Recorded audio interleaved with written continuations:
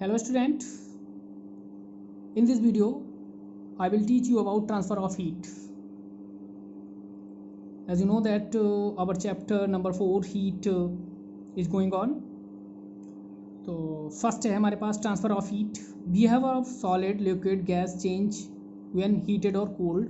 When a body is heated its temperature rises. जैसा कि हम जानते हैं कि हम किसी बॉडी को हीट करें तो उसका टेम्परेचर क्या है, इंक्रीज होता है. ठीक है. At the same time there is increase in the size of the body is called expansion. अगर हम बॉडी को हीट कर रहे हैं और उसका टेम्परेचर राइजेस कर रहा है, राइजेस करने के बाद अगर बॉडी का जो साइज है वो इंक्रीज हो रहा है, तो क्या कह रहे हैं उसमें जो बॉडी का है एक्सपेंशन हो रहा है. बॉडी क्या हो रहा है, इसमें एक्सपेंशन हो रहा है. Size of body called expansion. ठीक है. When a body is allowed to cool, जब हम बॉडी को कूल करते हैं तो टेम्परेचर क्या होता है, डाउन होता है. तो the body regain its original shape and size. तो बॉडी क्या आ जाती है, ओरिजिनल शेप एंड साइज में आ जाती है. This change can be observe with appropriate experiments. ठीक है. मेन क्या है, heat is a form of energy. Heat क्या है, फॉर्म ऑफ एनर्जी है. और हीट का जो फ्लो होता है वो हायर टू लोअर टेम्परेचर की ओर होता है. सपोज करें 100 डिग्री सेल्सियस हमारे पास टेम्परेचर है ये. ठीक है.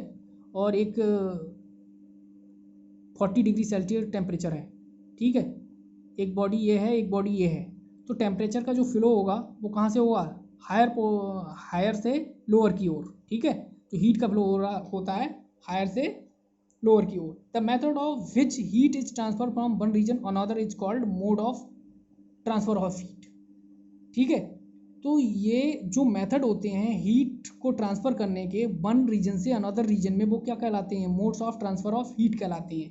और there are 3 method of heat of transfer. कौन से हैं, कंडक्शन है, कन्वेक्शन है, रेडिएशन है.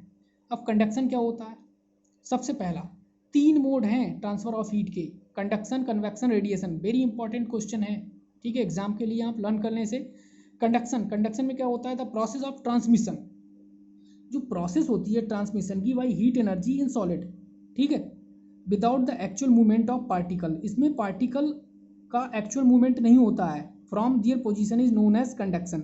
अब एग्जाम्पल के थ्रू समझते हैं. सपोज दैट हमारे पास एक बर्नर है या लैंप है और ये हमारे पास आयरन की रॉड है. ठीक है. अब हम क्या करेंगे, इस रॉड को, इस साइड को हम हॉट करते हैं, गर्म करते हैं. वार्म किया हमने, गर्म करते करते करते करते इसके जो पार्टिकल्स होंगे वो मूवमेंट नहीं होगा उनमें.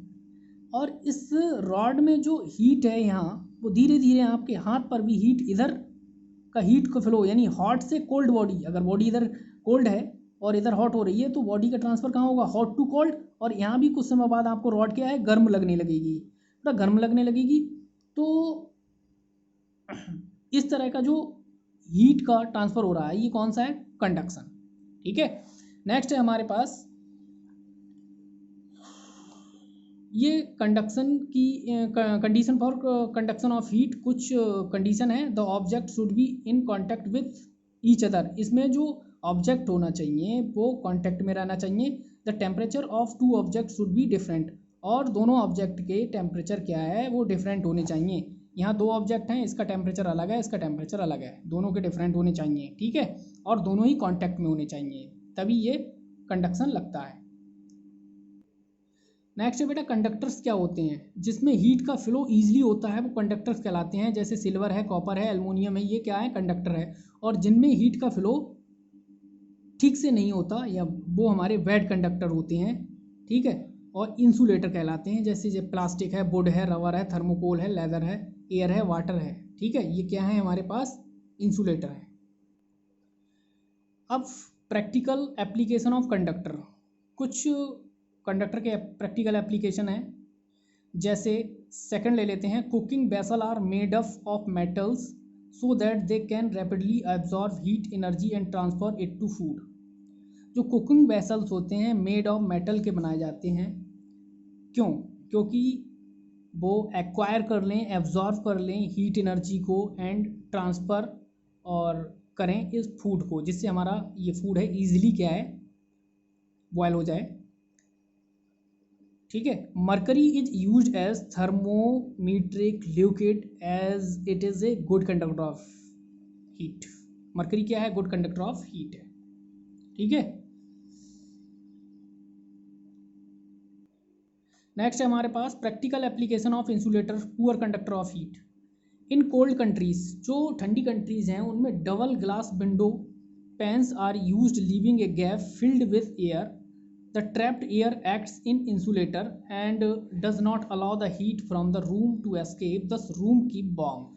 जो कोल्ड कंट्रीज़ हैं, कोल्ड कंट्रीज़ में ठंड से बचने के लिए, ठीक है, हमें अपने रूम को कैसे गर्म रखेंगे, तो उसके लिए क्या बताया है, जो डबल ग्लास विंडो होती हैं panes are used leaving gap, ठीक है, गैप डबल ग्लास विंडो लगाते हैं वहाँ, ठीक है। डबल ग्लास विंडो से फ़ायदा क्या होता है, उनके बीच में एयर आ जाती है, और एयर क्या होती है, इंसुलेटर, मतलब बैड कंडक्टर होती है ऑफ हीट का, और उससे क्या होता है हमारा रूम और बाहर एनवायरनमेंट का टेम्परेचर का एक्सचेंज नहीं हो पाता है और रूम हमारा गर्म रहता है, ठीक है। नेक्स्ट एक चीज़ और है, handle of cooking utensils are made of wet conducting materials like bakelite so that the hot utensils can be lifted safely। देखो, हैंडल ऑफ कुकिंग वेसल्स होते हैं, उनके हैंडल जो होते हैं इंसुलेटर के बनाए जाते हैं। क्योंकि ये हमारे पास मेटल होता है, ये इंसुलेटर होता है, और इंसुलेटर क्या होता है, बैड कंडक्टर ऑफ हीट होता है, ये हीट को एब्जॉर्ब नहीं करता है, और हम क्या करते हैं, कंडक्टर मटेरियल ये बैकलाइट का बनाया होता है, ठीक है, और ईजिली हम इसे पकड़ सकें, ठीक है। कुछ और एप्लीकेशंस हैं, लाइक एस कैटल्स है, इलेक्ट्रिक आयरन है, इलेक्ट्रिक ओवन है, सोल्जरिंग है, रॉड है, etc are provided with wooden or plastic handle because they are bad conductor of heat. Hence the heat from hot appliances does not get conducting to our hands, so we can handle them without any difficulty, ठीक है। तो हमें कोई difficulty नहीं होती अगर ये हमारे पास इंसुलेटर के ना लगा जाएँ, तो हमें हमारा क्या है, इसे हम पकड़ नहीं सकते, ठीक है, हैंडल। नेक्स्ट है हमारा कॉन्वेक्शन। कन्वेक्शन क्या होता है, ठीक है।